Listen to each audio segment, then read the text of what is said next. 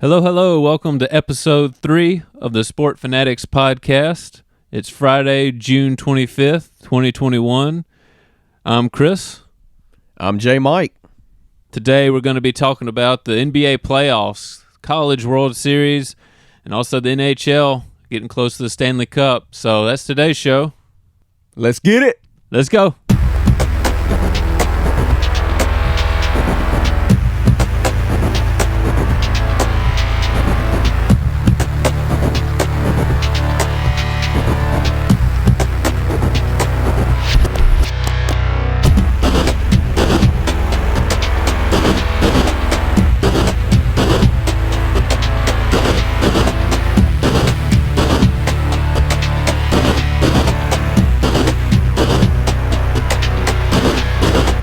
All right, well, we start with the NBA where, we'll just go in order. A couple of days ago, the Atlanta Hawks beat the Milwaukee Bucks 116 to 113. It was a close game, lot of scoring. Trae Young went off. He sure did. Yeah, he got 48 points. Yeah, and that was a career playoff high for him in just his first postseason, Chris. That was also the most points ever in a conference finals debut.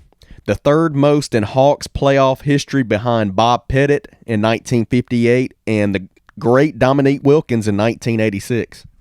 Oh, wow. Okay, so yeah, definitely an all-time performance for him. Absolutely. Of course, with the Hawks win over the Bucks Wednesday night, that was the Atlanta Hawks' first Eastern Conference Finals victory, as they take an early 1-0 lead in that series. Yeah, they'll be playing Game 2 tonight on in Milwaukee. TNT, yeah. Yeah. We'll see. I still feel good about Milwaukee in this series. Absolutely.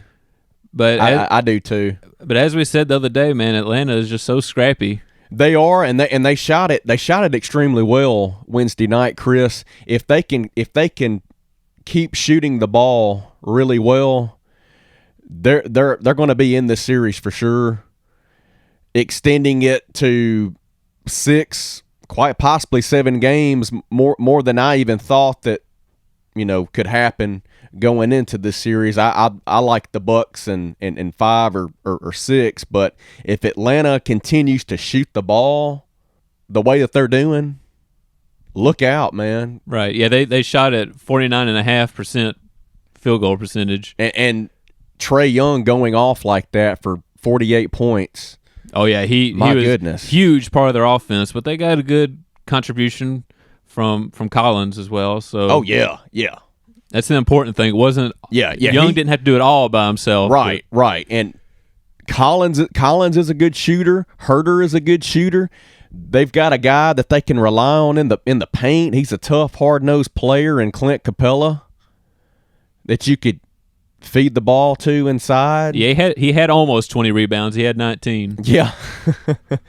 But they are obviously they're playing great basketball, and just their first postseason together. It's remarkable to see what they're doing right now. Nate McMillan, we touched on it last podcast on Tuesday, Chris. He's done a phenomenal coaching job with this team. He has this team playing together, believing in each other, and they have certainly shown it in this postseason. So they put together 3 more strings of great offensive performances by Trae Young, John Collins, Kevin Herter, Clint Capella. They're going to their first NBA Finals appearance as the franchise in Atlanta. Now, I touched on they won a championship in 1958 as the St. Louis Hawks, but this would be their first NBA Finals appearance as the Atlanta Hawks. That's over half a century ago. Yes. So. and going back to Bob Pettit, Chris, he was a part of that St. Louis Hawks team in 1958 that Trae Young just joined in most points in Hawks playoff history in a single game. So not only is Trae Young and good company there. But he joins a former St. Louis Hawk himself, and Bob Pettit on that list. Even though cool. Bob Pettit had 2 more points than him with 50, and so did Dominique Wilkins in 1986. He got it straight up to that half-century mark with the 50. Yes, but you're seeing a somewhat familiar trend. If you're a Hawk fan, you're definitely hoping that this is a 1958 and a repeat. Yeah, a repeat banner year like that happened, back in the day. But they could do it, but they can, because as we touched on before, Chris, this is anybody's championship. It's just a matter of how bad you want it. Right. But for real, this is the year that it's anybody's championship. And we can't forget about Milwaukee. Had a couple of good performances there as well. Oh yeah. Holiday with 33 points, and oh gosh, you're gonna have to help me here with the pronunciation. Talking about Giannis Antetokounmpo. Yes. Yeah. What a name, right? That is a hard name to pronounce. The Greek Freak. Yeah, but he had 34 points. Yeah. So I mean, there was a good all-around basketball from Milwaukee as well. Atlanta just and I'd like to touch on this point real quick, Chris, if you don't mind.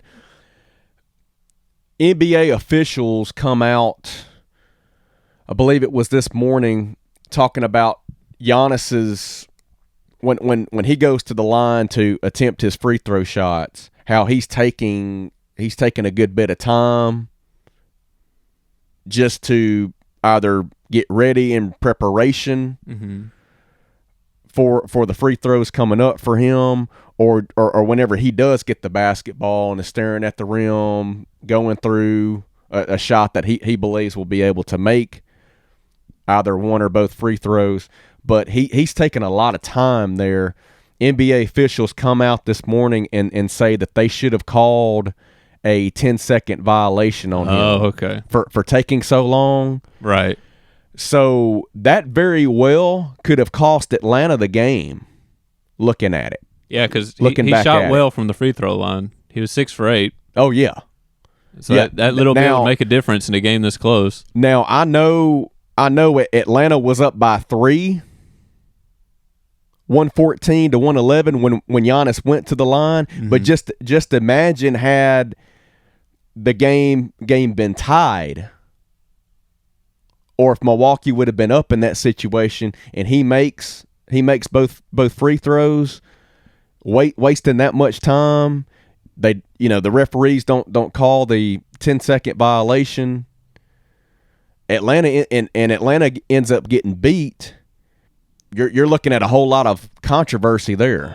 Want to get that out of the way moving forward, because you don't want the winner of this series being sort of in doubt because of something like that, just some technicality. So, I mean, I'm glad they have it on watch now. Right. Yeah. They have it in the back of their minds. Yeah. They're expected now to call a violation if it comes down to that again. So that's just kind of one of those rules, though. It's like sort of like taking too long for the pitcher to pitch in baseball. I mean, which is why they adopted that pitch clock. Yeah, you want the game to move and progress at a good pace, but that's something you hate to see get called. It's like just go up and do your job. And I know, don't make them call that, please. Yeah, I know the previous series, it was quite funny to me, Chris, where Giannis would do the same thing at the free throw line against the Nets, and I remember he's sitting there for a good bit, going through with his fake follow through. It's like a golfer lining up a shot, doing that. And he doesn't even have the ball yet, and you can see James Harden over to the side like, come on, man. Will you come on? Will you I mean, like the Billy Madison thing. Today, Junior. Just like that. We got something to do after this game. Yeah, party or all the fans fall asleep just waiting for the shot to go up. yeah, or the Jeopardy, waiting on him to get a free throw shot off. But he just sitting there, come on, man, let's go. The ref finally throws the ball to Giannis. He's taking even more time, and James Harden just lets out you got to be kidding me type of a thing. I can't blame him. I mean, I get frustrated when players take too long to throw a pitch or get set at the plate or line up a free throw or do whatever. Which in baseball, of course, you're the hitter at that point is going to call time, and it's up to the umpire to grant him time. Of course, sometimes it doesn't happen, but so hopefully moving forward, Giannis can kind of speed it up a little bit and not make the refs throw this call against him. But after game one, this is looking like it might be a very fascinating series of a sudden. And one other thing I want to touch on real quick, Middleton went 0 for 9 from 3-point range. And that cannot happen for Milwaukee to win, especially from that cat. That cat is the guy you want scoring the basketball in critical moments, especially in the fourth quarter to help you close out playoff games. And it's just unfortunate he did not do that in game one. Right. He can figure it out. He has time to get back on track, and that could be a huge difference for Milwaukee. Yes, for sure. But they're definitely going to need Chris Middleton playing well going forward against this scrappy, fearless Atlanta Hawks team that stole one Wednesday night. And it is exactly what they needed to do. They just needed a split here, and they got it. But they're looking to go up 2-0 tonight, going and taking the series back to Atlanta, where they've got home court the next two games. Right, and so that's just the thing. They just keep doing what they got to do. They do. So they do. We'll see how that series but obviously shakes out. obviously the Hawks need to continue shooting the way that they're doing right now. Well, and they're just playing all around solid basketball with rebounding. Oh yeah, yeah. It is especially helps having that Clint Capella down there to help. Help extend drives there for sure. But. Yeah. So we'll see where that series goes. Again, game 2 tonight. Yep, game 2 tonight on TNT. But on the other side, Suns versus Clippers. Suns are now up 2-1. Yeah, I expected that game to be a lot better than it was last night, Chris. Well, it was a pretty good game, and then the Clippers were on that crazy 21-2 run. Yeah. And they just had the game in hand after that. I mean, the Phoenix never let them get completely away, but it was the Clippers' game to lose after that. Yes, and looking right here, of course, with that Clippers 106-92 win over the Phoenix Suns, that was their first Western Conference Finals win in Clippers history. Paul George. Another great night, 27 points, 15 rebounds, and 8 assists. Zubac, 15 points, 16 rebounds for the Clippers as well. Chris Paul, coming back from health and safety protocols last night. Unfortunately, we all knew that he would be rusty coming back, and he was. Having a 15-point night. Yeah, he wasn't terrible, but he was lacking from the 3-point line, which is where they need him. So. Yeah, 5 of 19 from the field, 12 assists, and 3 steals. And then Devin Booker having an off night too. Of course, he suffers a broken nose in game 2. Yeah, game 2 he suffers that broken nose. Of course, he's wearing that face mask last night, but he goes for 15 points after a 40-point triple double. Huge swinging performance there. Yeah. He goes 5 for 21 from the field and had 5 assists. And DeAndre Ayton scores 18 points with 9 rebounds. This was Phoenix's first playoff loss since May the 27th, which was Game 3 of the first round against the LA Lakers in these playoffs.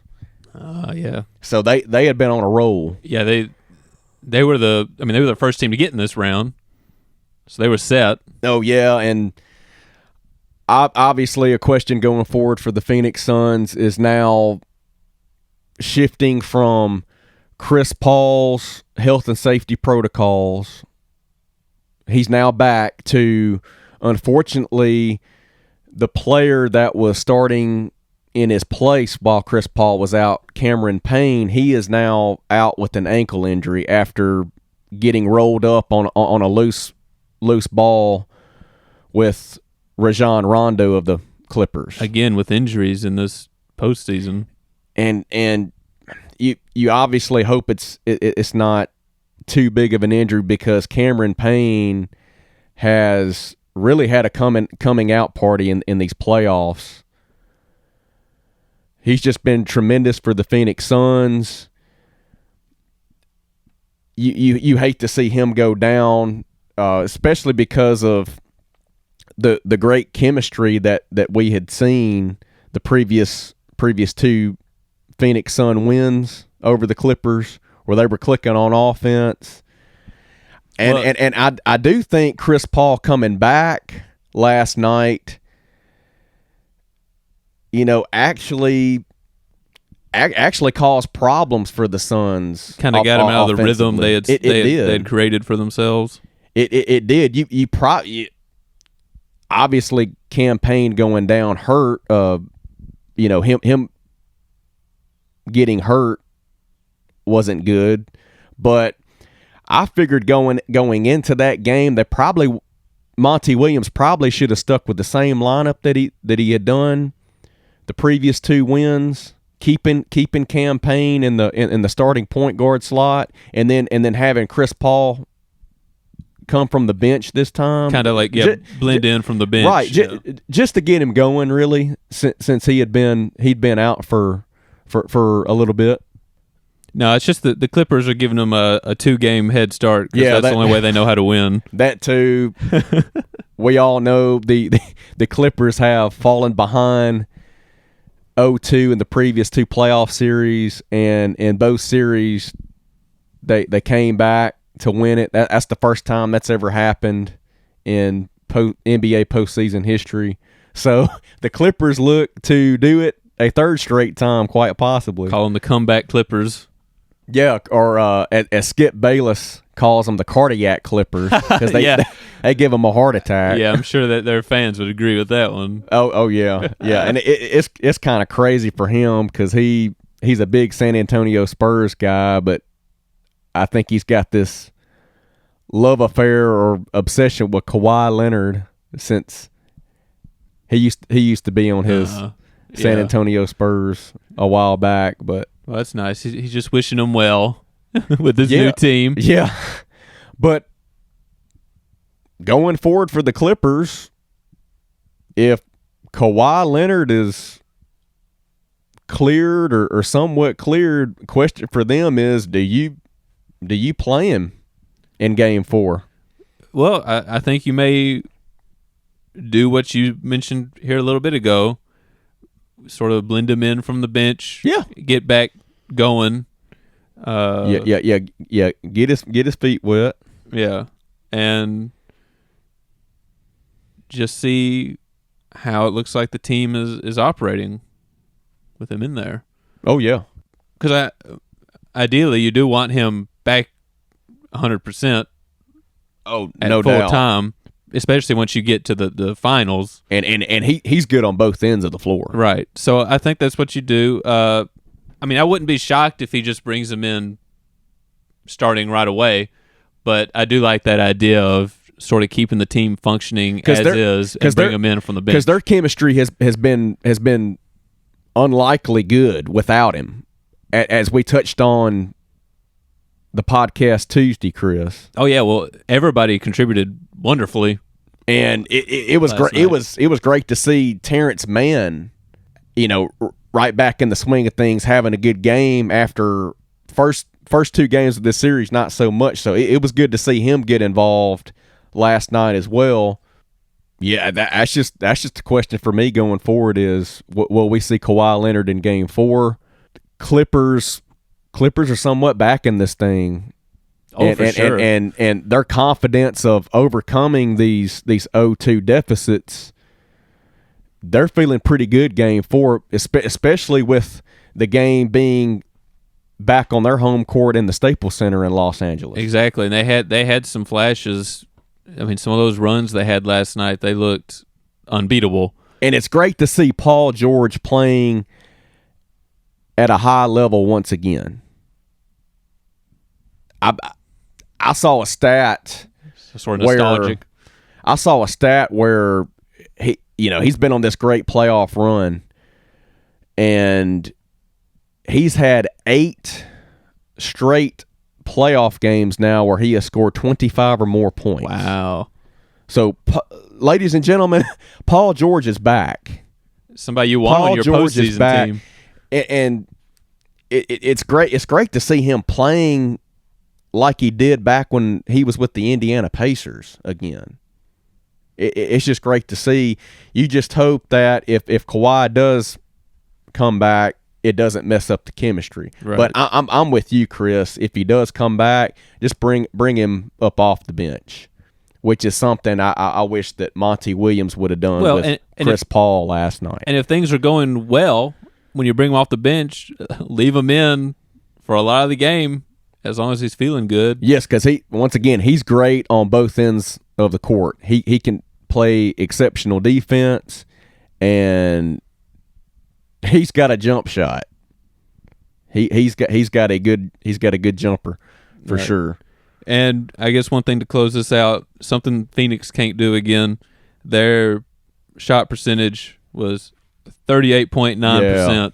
That's not going to get it done. That's terrible. They just had a bad night offensively, unfortunately. Once again, Chris Paul being rusty coming back, but you could tell that 40-point triple-double took a lot out of Devin Booker the other night. And he has been carrying the Suns on offense, no doubt. But obviously going forward, you hope that they can fix that. We hope the ankle injury with Cam Payne is not too severe, and that he could step back on the court in this series, because he's been playing incredible as well. But the Clippers look to get back into that series with a chance to knot it up at 2 games apiece Saturday night.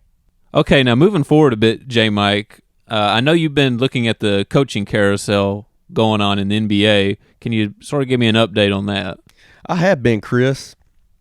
It was reported late last night that the Mavs, the Dallas Mavericks that is, were finalizing a deal to make one of their former player that was actually on their 2011 NBA championship team, Jason Kidd, is their next head coach.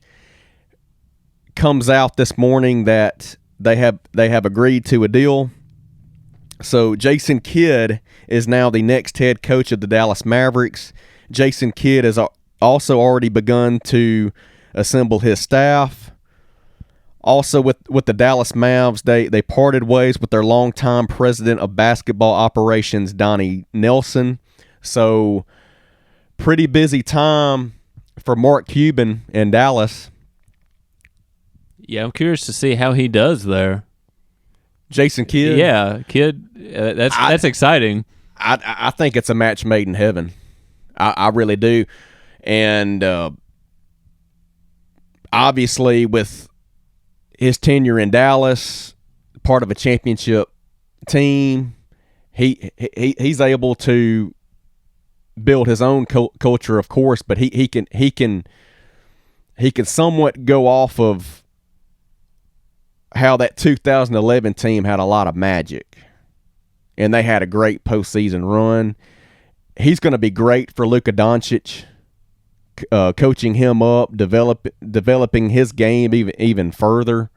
It's great for the Dallas Mavericks. It's great for Luka Doncic, and a great spot for Jason Kidd to land. So he's back in a organization where they know him, they trust him, they respect him, and I believe he's going to do a great job there. Rick Carlisle, the former Mavericks head coach, who really was pushing for Mark Cuban and the Mavericks to hire Jason Kidd, which they did this morning. But now Rick Carlisle has moved on to the Indiana Pacers, signing him to a 4-year, $29 million deal. Rick Carlisle returns to his old stomping grounds in Indiana, where he last coached at from 2003 to 2007, and he went 181 and 147 during his previous stint there. So the Pacers have their new head man in former Mavericks head coach Rick Carlisle. The Boston Celtics are closing in to agreeing to hire Nets assistant Ime Udoka as their next head coach. Stan Van Gundy is out as the Pelicans head coach after just one season. That didn't last long. It sure didn't. The Pelicans are looking at circling back to coaching candidates from a year ago, including assistants Jock Vaughn. They did interview Ime Udoka, the Brooklyn Nets assistant, who's fixing to become the Celtics head coach. I guess the Celtics seem more likely there, that they seem further along. Yes, and that deal will get done. Okay.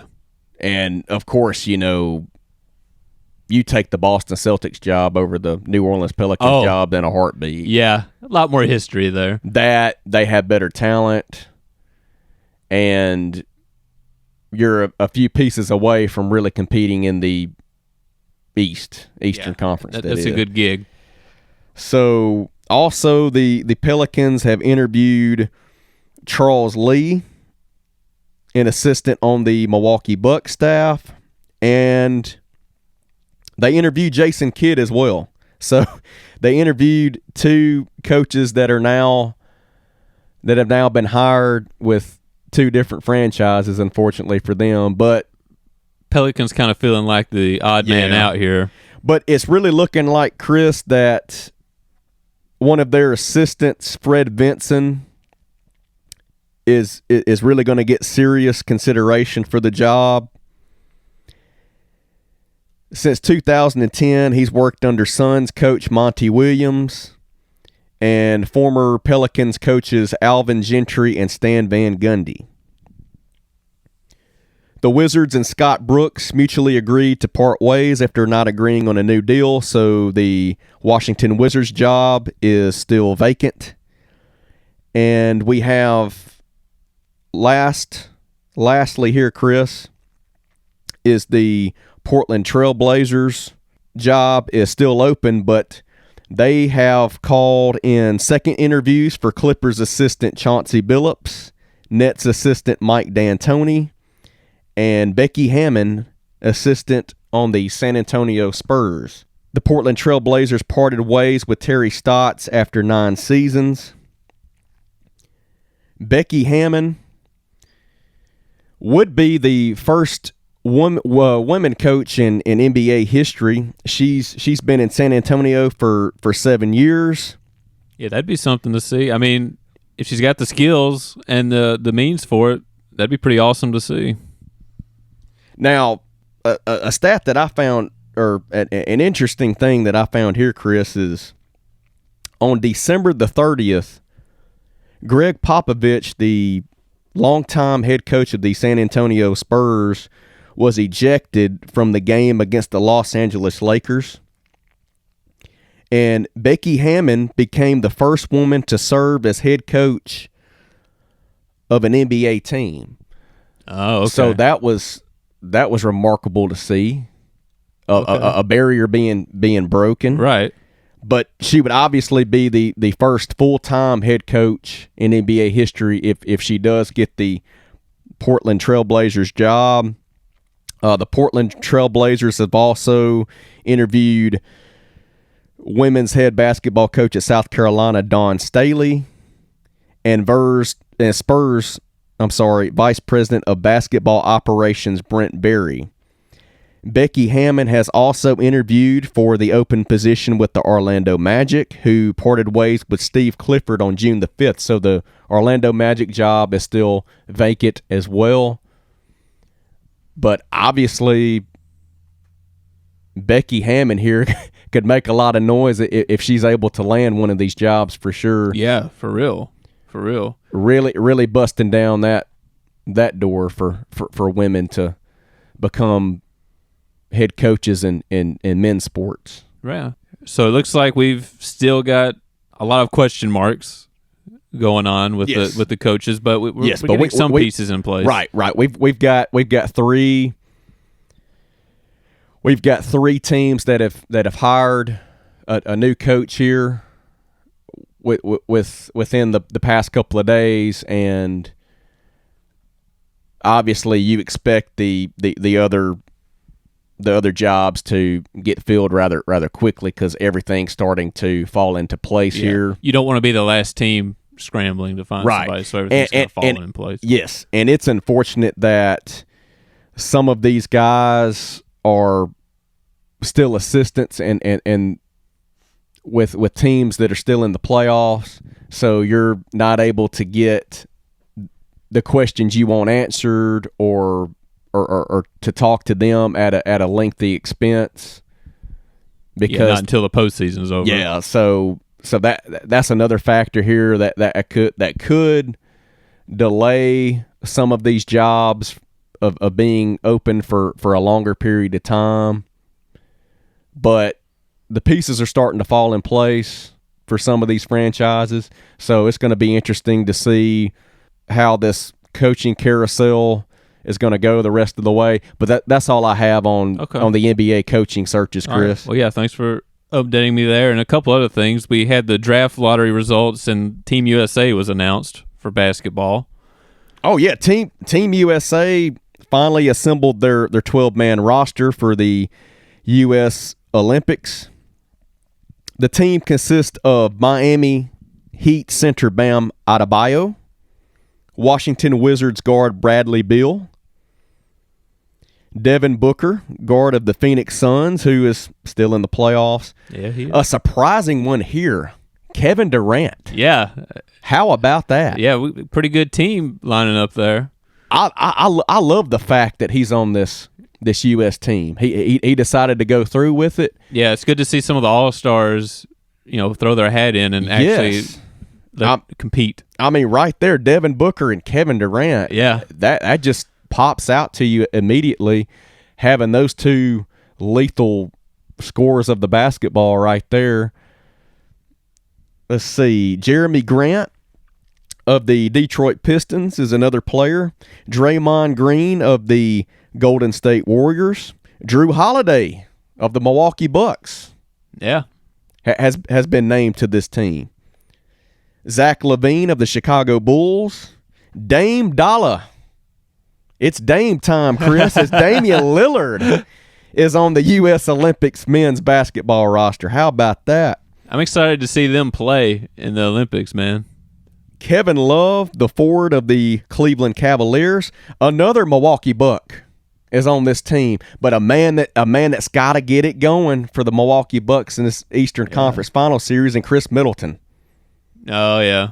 Yeah, we just talked about him. And last but certainly not least, a young fast rising star himself in Jason Tatum of the Boston Celtics. So yeah, that's a will of a team. They are by far the favorites going into no this doubt. Olympics. And I like this team because I don't see any bad blood or any selfishness that's going to be on this basketball team. This is a very well assembled U.S. men's team that I really like their chances. Oh yeah, and again, good to see this some summer all-stars actually compete instead of just sitting at home. So I know it's a lot of work to have to go and play in the Olympics. So appreciate all of them going to join the team. I'm really happy about the Slim Reaper Kevin Durant right now. Yeah, that's something. That's great. That's absolutely great, and it's great to see him back full strength after that awful Achilles injury a couple of years ago in the NBA Finals that he suffered. It's great to see the best scorer on the planet back at full strength, doing his thing, and now being a part of this U.S. men's Olympic team this summer. Yeah, for sure. And now hit us up with those draft lottery results. Oh, yeah. So the draft lottery was Tuesday night, as we touched on Tuesday's podcast. And here are those draft lottery results. The Detroit Pistons come away with the number 1 overall pick, followed by the Houston Rockets at number 2. Then you have the Cleveland Cavaliers picking at number 3. The Toronto Raptors will pick 4th. Orlando Magic will pick 5th. Oklahoma City Thunder will pick 6th. Golden State Warriors will pick 7th. The Orlando Magic get another pick and pick number 8. Sacramento Kings pick number 9. New Orleans Pelicans pick 10th. Charlotte Hornets pick 11th. San Antonio Spurs pick 12th. Indiana Pacers pick 13th. And the Golden State Warriors get another pick and pick number 14. Okay. So you've got 2 teams that will pick twice in picks 1 through 14.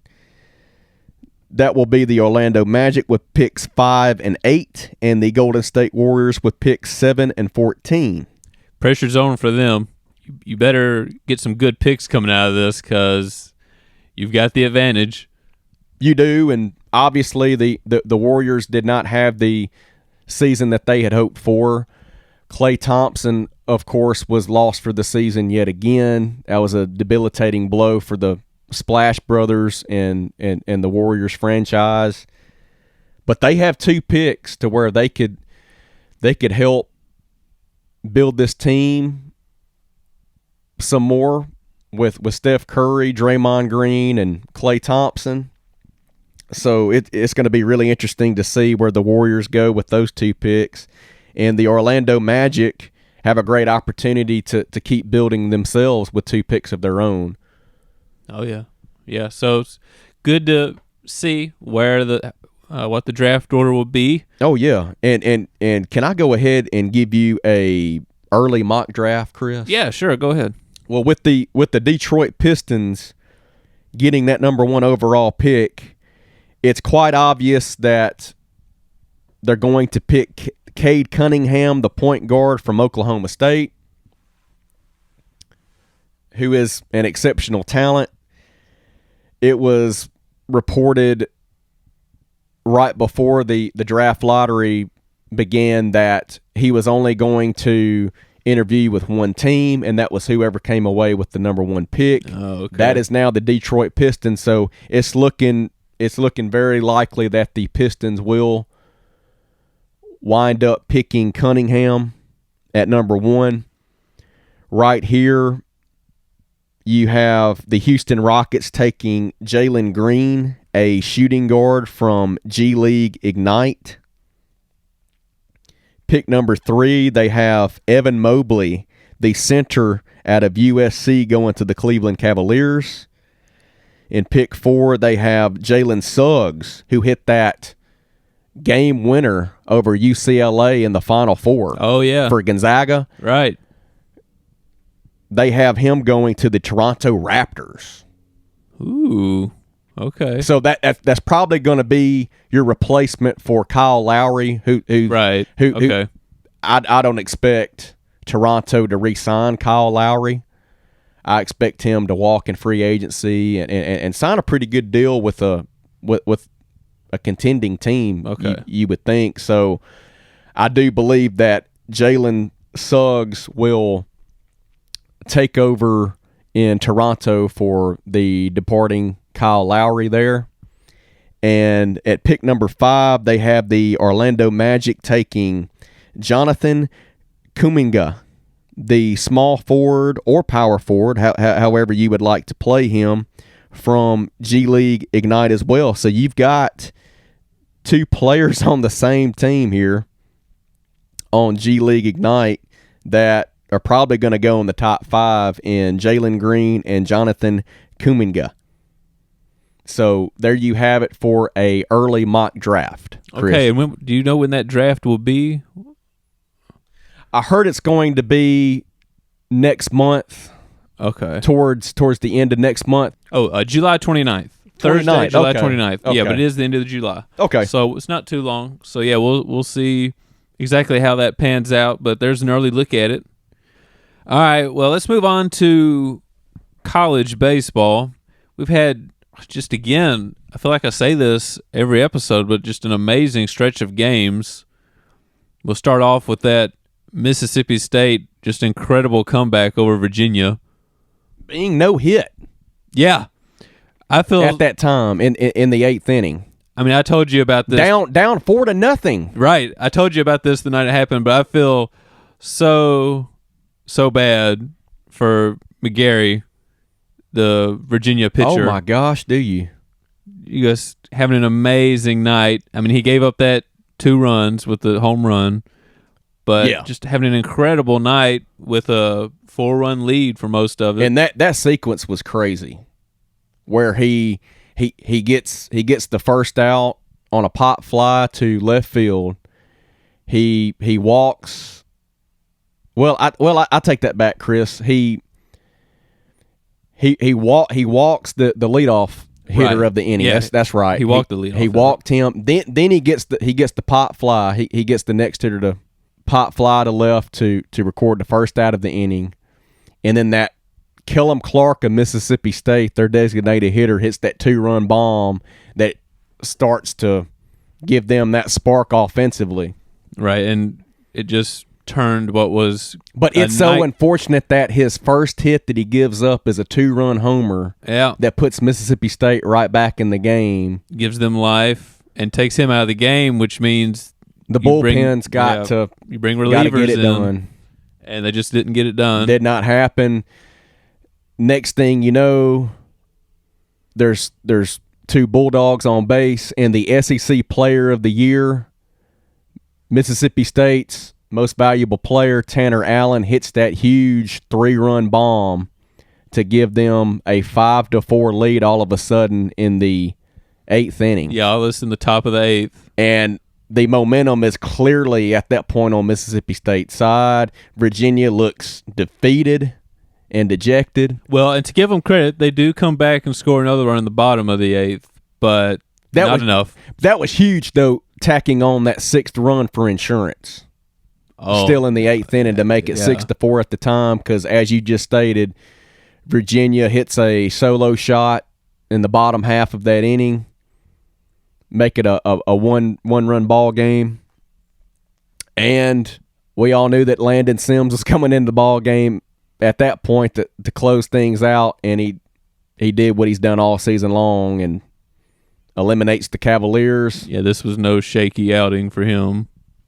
Or excuse me, not eliminates them, but puts them in the loser bracket. I should makes say. it very difficult. But obviously we'll get back to Virginia again later. Oh yeah. But obviously a great comeback by the Bulldogs, who were definitely in the driver's seat there. Oh yeah. On that side of the bracket, things are looking really good if you're a Mississippi State Bulldog fan. Yeah, that was just a huge swing for Virginia. Basically killed their World Series aspirations because, well, I guess we'll go ahead and kind of skip forward a day here, but Virginia ended up losing to Texas last night. They did. 6-2. It was a pretty close game for most of it, but again, at the end of the game, Texas pulls away. They do. They break it open in the top of the 9th with the 2 out, bases clearing 3-run double by senior Zach Zubia to give them that 6-2 cushion there in the ninth. And they're able to take care of business, close out Virginia to advance to a semifinal showdown with the Mississippi State Bulldogs, where they would have to beat Mississippi State twice to advance to the best of 3 College World Series final. That's going to be incredibly difficult to do. I'll be very impressed with Texas if they manage to beat Mississippi State twice in a row. But they have broken hearts before, Chris. I know they broke it. They broke my heart back in 2005, where that is true. They roll into Swayze Field in Oxford, Mississippi. Ole Miss takes game 1 of that series, and then Texas gets hot, wins the next 2 to eliminate Ole Miss. Texas then advances to Omaha and goes on to win the national championship. So I remember that. What could have been for Ole Miss, completely ruined by the Heartbreak Kids themselves, the Texas Longhorns. So I got a little deja vu going on here right now with that, but obviously Mississippi State's feeling really good after that win over Virginia. Get some extra rest there. And it certainly helps, Chris, that Texas and Virginia game was delayed last night due to weather. And then they end up playing the game later in the evening. They don't finish it until just a minute before 1 a.m. So Texas has got a quick turnaround. But at least for Texas, though, they don't have to play again until later tonight, so they didn't have to jump around and do the morning game. But still, you're right. That's a quick turnaround for them. Yeah, and Mississippi State's got their game plan set out. So they're ready. It's just, how bad does Texas want it? Do they have enough left in the tank to win 2 here? Also, can Mississippi State's bats be held down again like they were for 8 innings game against Virginia? For almost 8 innings, I should say. Yeah, for 8 1/3. Yeah. Can they be held down like that again? Or 7 1/3. Yeah, 7 1/3. But yeah, can they be held down like that again? I mean, it'd be impressive. It'd be difficult. But credit their pitching staff for keeping them in the ball game, because Virginia had plenty of chances to break it open and to put it away early, and they didn't do it. They did not capitalize on it, and Mississippi State, latter part of that game, made them pay for sure. Yeah, just hung around, and then when they had the chance, they scored. When they finally had a chance, they put the runs across the plate that they needed to, and not leaving people on base, which will kill you. So yeah, that's and obviously you would have liked to have seen McGarry get through it, even though the writing on the wall was all over him that he looked finished. He looked completely exhausted, but the bullpen didn't get it done. So you would have liked to have seen had he found something inside of himself to get out of that inning with the 2-run lead up 4-2 at that point, and then you come in with a new pitcher, of course, in the ninth to try to close out Mississippi State, because bullpen definitely didn't get it done. So why not try to gut it out with McGarry there? Yeah, since he had pitched a great game up to that point. Obviously, hindsight is very 20/20 and everything, but I had the same thought. I mean, we talked about that a little bit. Yes, we did. After the game, would it may have been better to leave him in? It's tough. Leave him in or take him out. It's tough, because as soon as I saw that, or should I go? As soon as I saw that home run go over, I thought, well, time to get him out. Yeah, that's your first thought. Yeah. It's just it's tough. It is. Because it probably wouldn't have worked out both ways because it certainly didn't.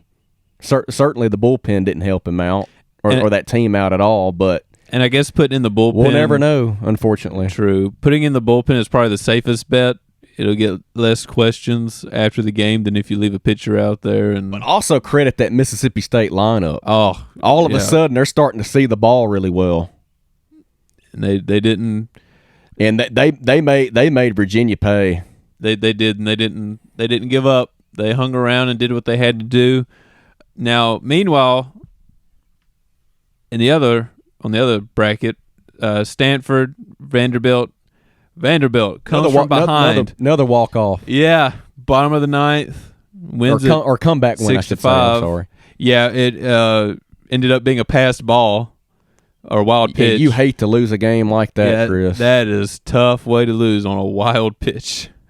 There were also some questioning pitching decisions late in that game as well, Chris, because they bring in their starter from their College World Series opener when Stanford played NC State in Brendan Beck, and Brendan Beck got tagged in that game after having a great outing against Texas Tech in that Super Regional, where he kept that Texas Tech offense stymied and at bay.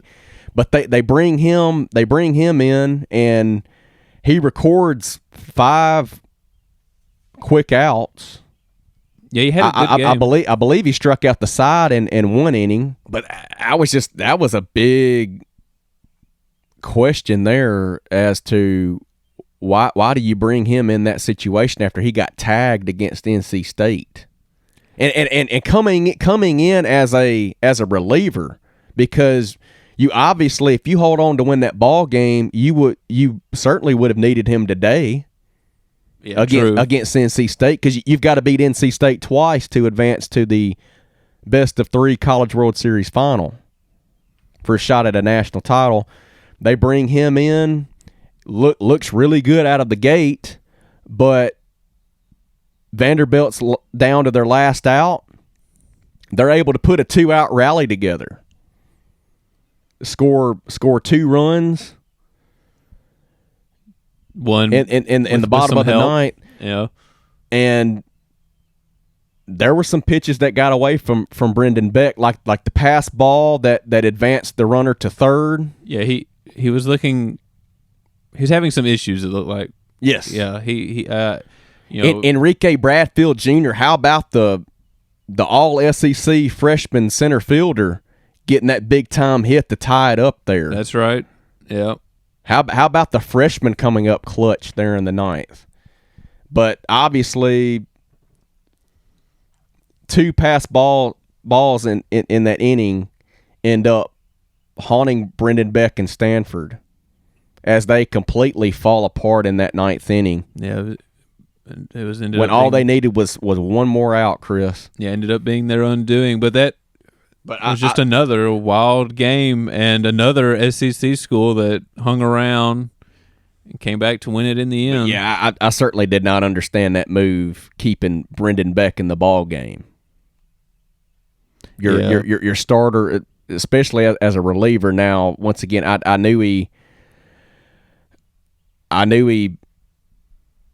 sits down the first 5 hitters that he sees, but keeping him in the game with only a 1-run lead, and especially when you needed him going forward, had you won that ball game, it's just very questionable. And I didn't like that move, Chris. Yeah, it's not like the season is, or not like your series is over at that point if you win. So obviously, those two games that we just discussed, there were some questionable pitching moves.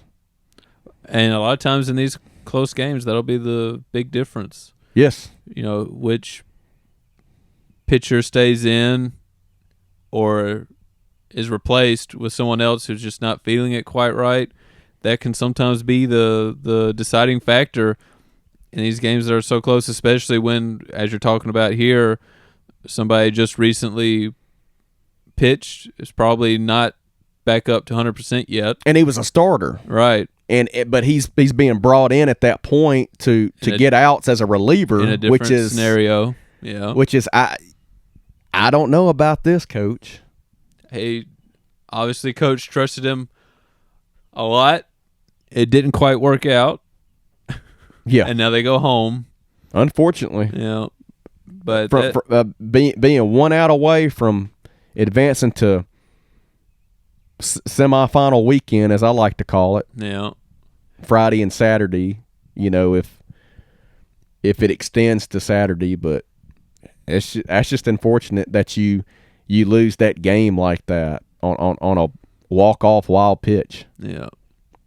Well, now Vanderbilt goes on to play NC State, and they're currently playing at the moment after a delay, which we don't know everything about it yet. Pretty crazy situation. NC State has several players who tested positive for COVID, so had a delayed start. Didn't know if we were even going to get to play for a little bit, but they finally have gotten underway.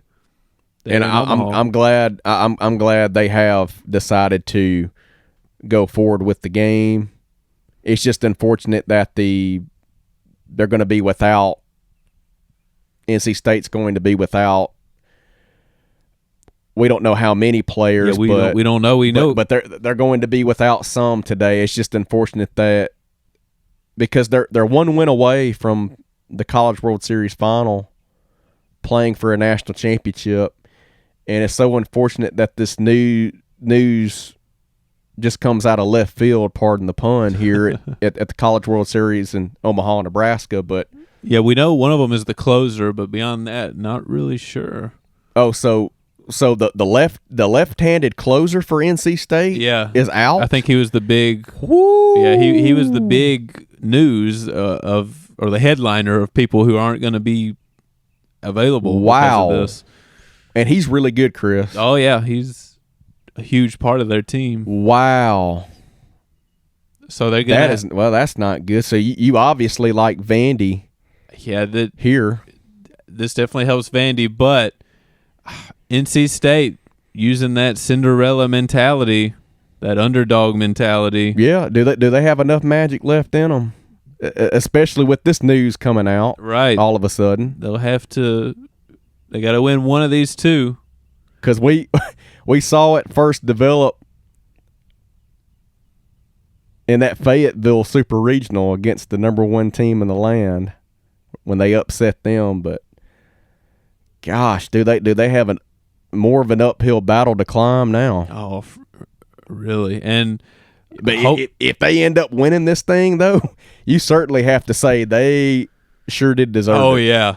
Talk about overcoming obstacles. My gosh, the road that they had to go on, and now with this health and safety protocol coming out of nowhere. Well, and hopefully moving forward, there aren't more players on the team that test positive. Yeah, we obviously, because it could spread super fast. So hopefully nobody on NC State or of course even Vanderbilt's team end up testing positive here moving forward, because the last thing we need is for half the bracket. Well, we don't need people being sick. We also don't want half the bracket to get decimated by sickness, by COVID. Especially this being a year later after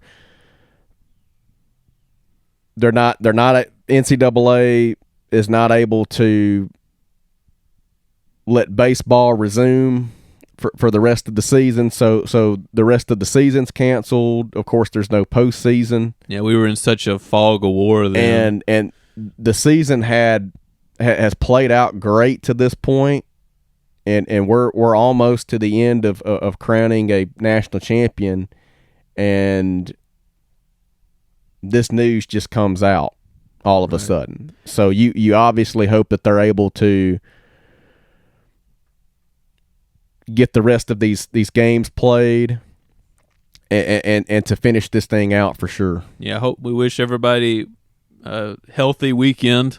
Absolutely. Hopefully it doesn't spread. And also, all right, NC State bench players, whoever's coming in, we're not really sure. It's their time to shine. Yeah, here we go. It's on you.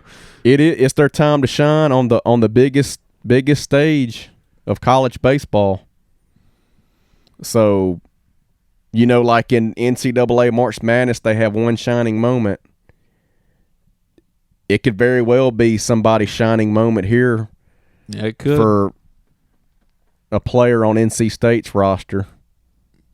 And whatever ends up happening here, props to the NC State coaching staff trying to work through. Yes, and they've done. Elliott Avent of NC State has done a incredible coaching job here. Yep. So you obviously disappointing news for NC State considering they've had a incredible postseason run here. Yeah, we'll see. Yeah, hopefully we still get a good game out of this and a good weekend. So that's the college baseball weekend moving forward. But now we'll move on to a bit of hockey. The NHL currently having their Stanley Cup Semifinals. I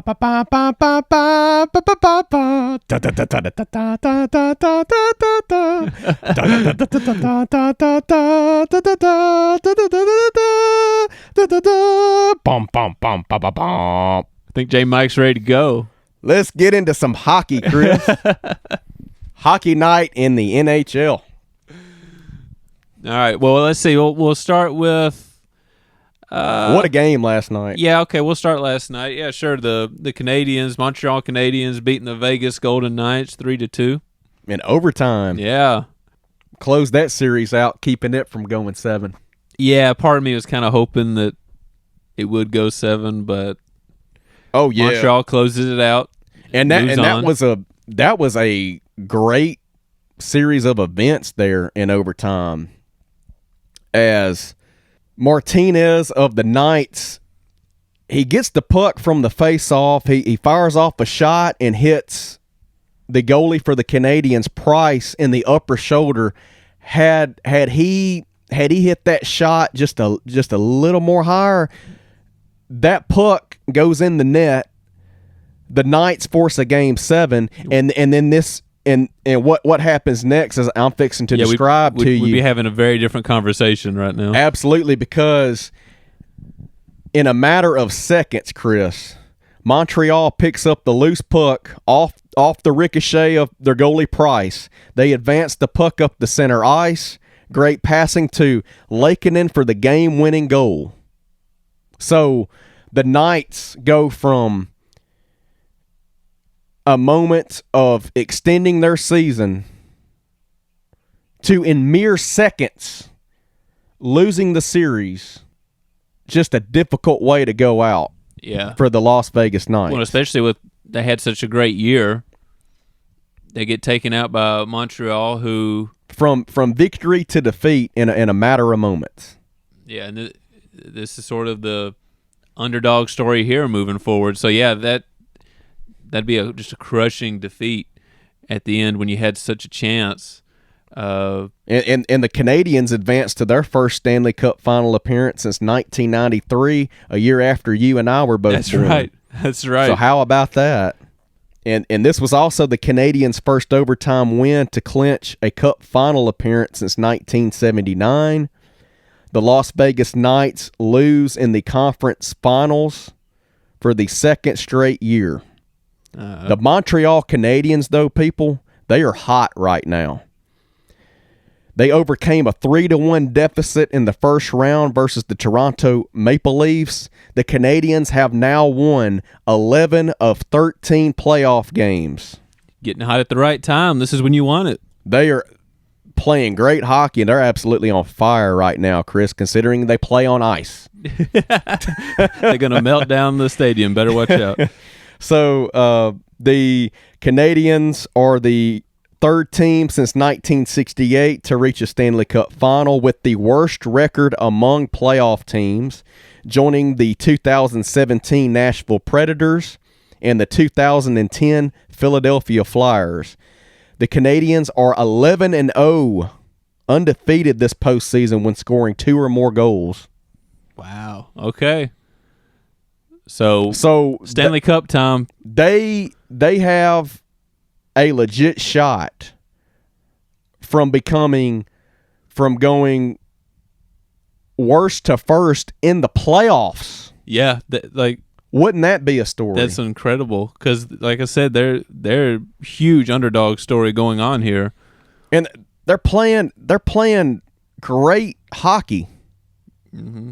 And that's what you love about the sport of hockey. There's so many upsets in the Stanley Cup Stanley Cup playoffs. I'm sorry, year after year it seems. You know, you had the St. Louis Blues win the Stanley Cup.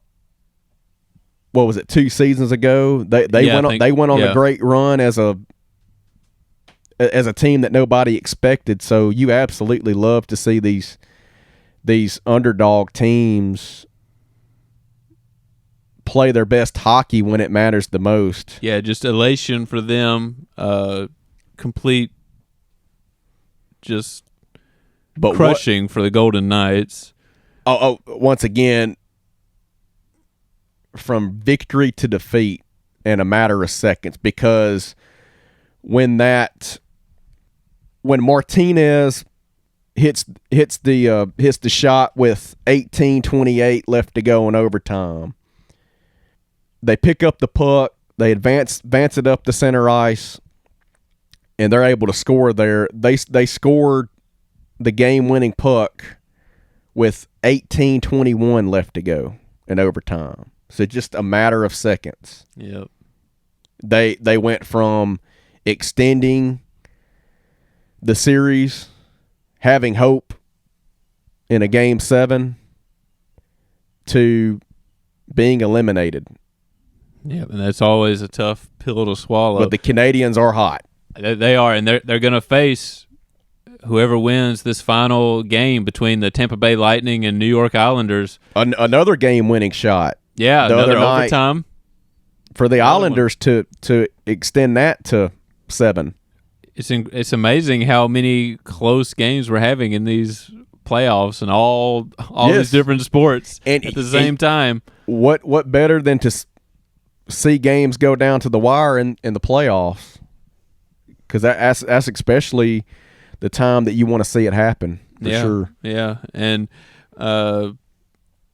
so we'll see who ends up winning this final game between them, but that'll set up the Stanley Cup. But let me tell you, people, the city of Montreal will be lit for the Stanley Cup final. Oh, you know it. Them Montreal Canadiens, which how fitting of a team name for a hockey team in Montreal. Canadian, how fitting. Of course, but them Montreal Canadiens fixing to be lit in the city of Montreal. So I'm absolutely going to love to see that, Chris. Yeah, and who do you got any prediction of who you think they'll go up against? As close as they are, I feel like it's kind of hard to go against the Lightning at home. Yeah, I tend to agree with you, Chris. Yeah. So I believe we're in the same boat there. We both like the Tampa Bay Lightning in Game 7. Also, the game before that close one, they beat the Islanders 8-0. Yes, I remember that. So they need to repeat that kind of performance if they want to move on. So I think they're my slight favorite, but obviously the Islanders are making them work for it. They are, and you hope to see another great game out of both of those teams, especially in a Game 7. Yeah, it'll be good. It should be good. But yeah, I like the Tampa Bay Lightning to win Game 7 and win that series and play a hot Montreal Canadiens team in the Stanley Cup final. We have Canada versus Florida. So far apart. Yeah, talk about going to be wrapping up the hockey in summertime in Florida. But my question would be well, I'm glad you just brought that up, Chris, because how fitting that it's hot in the state of Florida right now, and you're getting the hottest hockey team from Montreal, Quebec, Canada. The Canadians bring some heat of their own. So you're mixing fire with fire, even though you're playing on ice. Well, maybe that means it'll be a Stanley Cup to burn the house down. I tell you what, before it's all said and done in the Stanley Cup final, they might have to bring a deadgum basketball court out to finish this series because all the ice is going to be melted off by then, Chris, or some form of a court, because it's definitely not going to be an ice rink. That's for sure. All right, well, we'll see who it is, who's going to take on the Canadians. We'll find out. Yeah, I like the Lightning though. Yeah, we'll find out tonight. So Tom Brady would love that too. Yeah, he would. I tell you what, it's going to be a great time to be a Tampa Bay resident and fan of sports in that city. Yeah, they got they got football, baseball, and hockey going strong right now. So yeah, I just take the Rays weren't able to pull it off, but I knew it wasn't going to happen against those LA Dodgers. They were just too dang good, Chris. Yeah. Well, that's your hockey update. All right, now real quick, J. Mike. I know you probably want to do a quick shout out to the Cubbies. Oh yeah, I've definitely got 2 shout outs that I'd like to do if you don't mind. But all right. Just going off of what you just said, how about my Chicago Cubbies getting a combined no-hitter out of 4 pitchers in last night's 4-0 shutout victory over the Los Angeles Dodgers in Dodger Stadium in Los Angeles. And that's a tough team too. You're not just doing a combined no-hitter against nobody. That's a good. You're doing it against the defending World Series champions, right?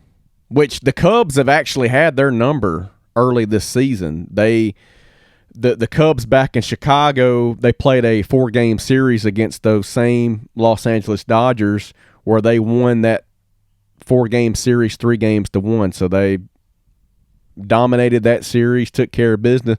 But now they go out west and pitch a combined no-hitter with Zach Davies starting the game on the mound for the Chicago Cubs. Had the no-hit bid going strong through 6 innings. He gets pulled at the 94 pitch count, but they're able to keep it going the rest of the way, Chris, with Ryan Tepera, Andrew Chafin, and their closer, Craig Kimbrell. And apparently they didn't even know. That's right. The 3 relievers had no idea that a no-hitter was still intact. I know at one point when that final out was made, when Craig Kimbrell throws that nasty breaking pitch down in the dirt to get the Dodger hitter to swing and miss at it, Wilson Contreras, the Cub catcher, gives this big, huge fist bump. And you can see Kimbrell going, okay, something's up here. And he just walks up to Contreras nonchalantly, like, okay, we got the win, got it done. And they do their normal handshake and then hug right after that. And then here comes the Cubs dugout pouring out. You see Javi Baez just run up to Kimbrell and try to give him try to put him in a headlock. Which, I mean, if you're a reliever, that's the way you want it. You want to find out a surprise afterwards. So I just think that's hilarious that none of them knew, apparently, until afterward. Yeah, and so Kimbrell's going, okay, well, something actually happened. Something actually happened here, and they're all starting to give him fist bumps and just embrace him. And then during the post-game interviews, they interview Andrew Chafin, the left-handed reliever who was a part of this no-hit bid for the Cubs. They interviewed him, and they said, did you know about it? He goes, I had no clue about it. I look up at the Jumbotron and they're showing this congratulations on a combined no-hitter, he said he looks up and he goes, okay, why would they be showing that? Oh my goodness. Surprise. So it suddenly hits him all of a sudden. Then Craig Kimbrell is doing his interview, and he said that he had no idea that it was going on. He just went out there to do what he does best, which is to close ball games out. And when everybody starts to embrace him, he finally figured out that they were a part of a combined no-hitter. And that joins a lot of no-hitters we've had this year. So of course, you knowing me and the people that know that I'm a huge Cub fan knew that I had to stay up late for that. Oh, yeah. I mean, and I saw news about it, but I was kind of stuck watching the Texas-Virginia game. Me too. I was flipping back and forth as well. Yeah, but that's exciting. And it was a busy night for sports too last night. Real late. Yeah, everything was late last night when everything finally came to a close. But I obviously wanted to shout out those. Oh yeah, those 4 pitchers of combined no-hitter against the Los Angeles Dodgers. I'd also like to give a shout out to Sean Holiday, Chris, who is the head coach of the Tupelo Christian Preparatory Schools football team. News broke this morning, Chris, that he has just been named the new head baseball coach at TCPS. Apparently, their coach, former coach, I believe his name was Drew Dillard, Chris. He was fired.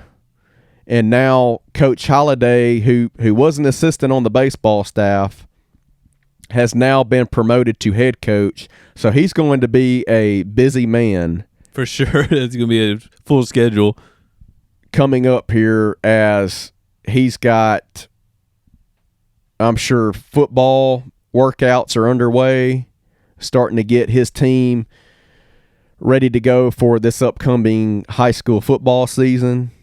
And then, of course, the regular season to follow suit after that. And then he's got to make a quick transition to baseball all of a sudden. So obviously thrilled and happy for him that he's coaching 2 of the major men's sports at TCPS. And just really, you don't see that too often, a coach coaching both football and baseball as the head man. Basketball coach better watch out. Yeah, that's all I gotta say. He's probably next.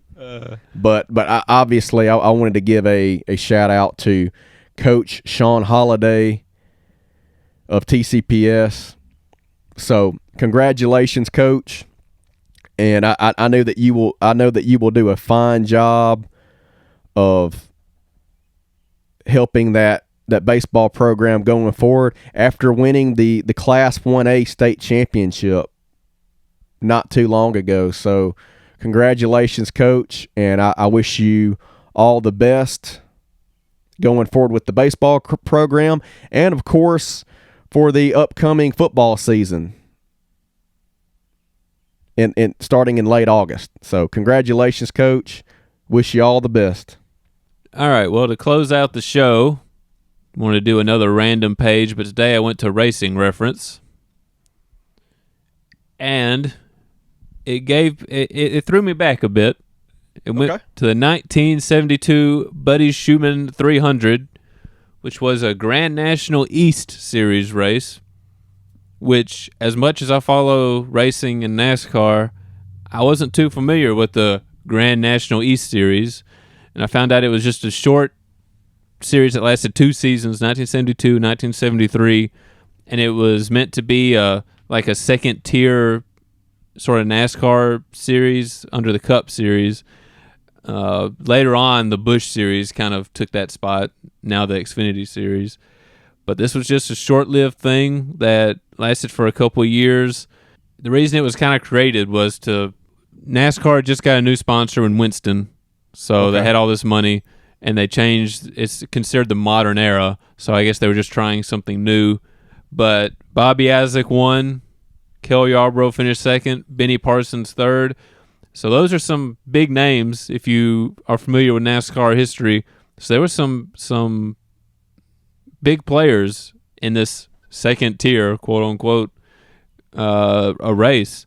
Only 2 people finished on the lead lap, Bobby Isaac and Kel Yarbrough. Bobby Isaac led 288 of the 300 laps, so it was dominated. No doubt about that. Benny Parsons was 2 laps down. Gary Myers, who I'm not familiar with, 3 laps down in 4th. Elmo Langley, 4 laps down in 5th. And I don't really get a lap count for everybody else. I don't know if they didn't finish or what, but there were 24 people in the race. A few other people who are recognizable. Let's see. We got Wendell Scott in there, finished 17th, driving for himself without a sponsor. Bobby Allison, 19th. He had engine issues, apparently. When did Richard Petty start racing, Chris? Oh, well, he was racing at this time. See, I figured he was. Yeah, he just he wasn't participating in this. He was, this is right in his heyday, so he was focused on the Cup Series. And and also failed to qualify Tiny Lund, which is interesting to me. Or he actually withdrew. He didn't fail to qualify, but he withdrew before the race started. But what a name there. Yeah. Tiny. Yeah, but he's like an old timer. I guess he was trying for this, but yeah, just a short, sweet one there. Another thing, the winner, Bobby Isaac, the money that he won for the race was $1,700. So that was it. That's it. That was the winner's purse for the race. Wow. Richard D. Brown finishing last. I thought you were fixing to say Petty. But last place finisher got $210. So that wow. That different time, different era. For sure. So the price of everything has skyrocketed these days. Yeah, for sure. And I just thought that was interesting. Oh, by the way, the winning car was a 72 Dodge. So there you go. But that's it. 1972 Grand National East Series Buddy Schumann 300. Well, all right, Chris, I do believe that's going to wrap it up on this edition of the Sport Fanatics podcast. Chris, what are you looking most forward to this weekend in the wide world of sports? Well, of course, all these postseasons. It's going to be fun to watch. I don't know which is my favorite. I guess I'll go with the NBA playoffs. Oh, for sure. It's going to be super fun to watch and see between the Hawks, Bucks, the Suns, and Clippers. I'm excited to see who comes out on top there. But of course, you know me. I'm also going to have my eye on those the NASCAR races this weekend. That double header in Pocono. Yeah.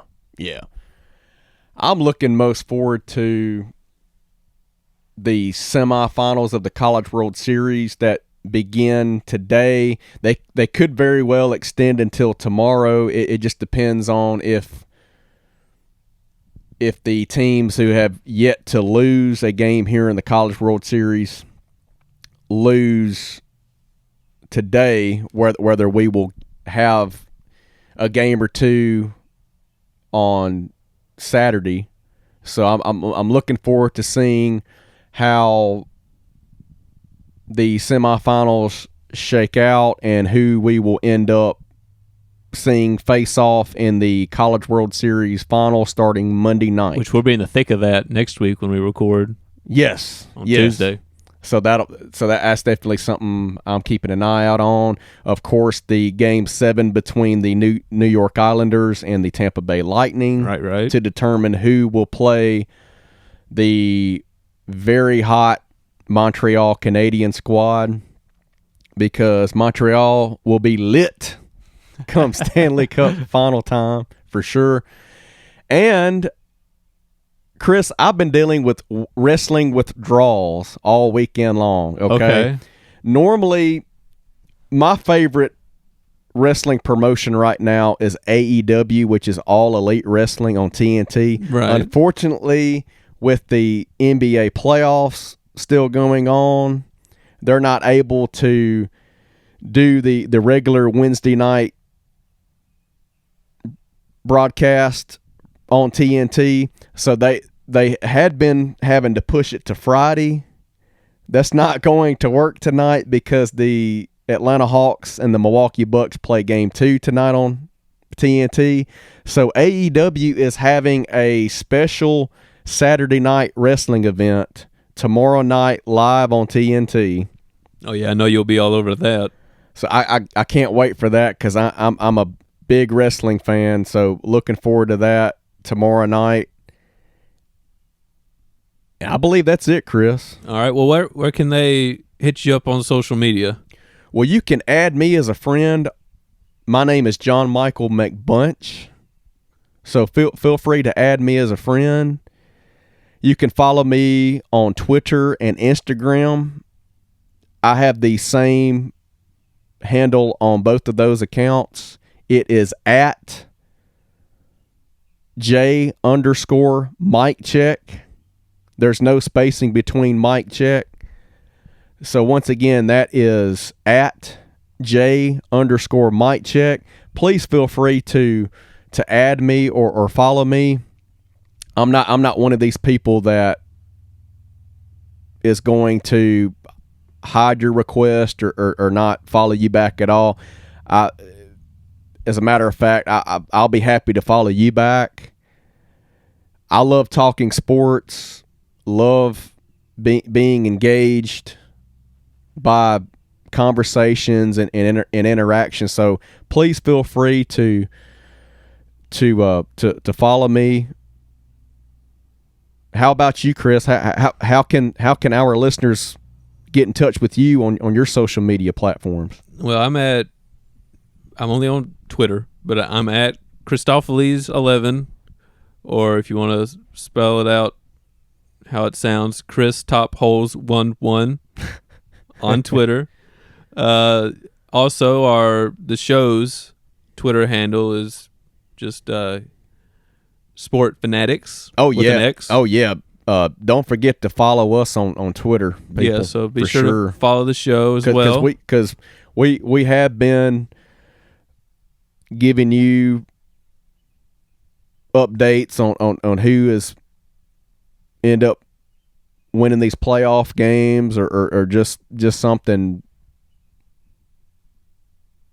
that just kind of gravitates to anyone, whether it's we try to post some updates on there, just score updates or finals and things. That way we can get you in touch that way, and of course, well with what's going on. But please don't forget to follow us on Twitter. We sure do thank you for listening to this podcast. A big thank you to Chris for always getting everything ready, and I thank you, Chris, for you're welcome. It's a blast for the work that you're doing and for making this thing happening. I'm just grateful to be on here once again with you, brother.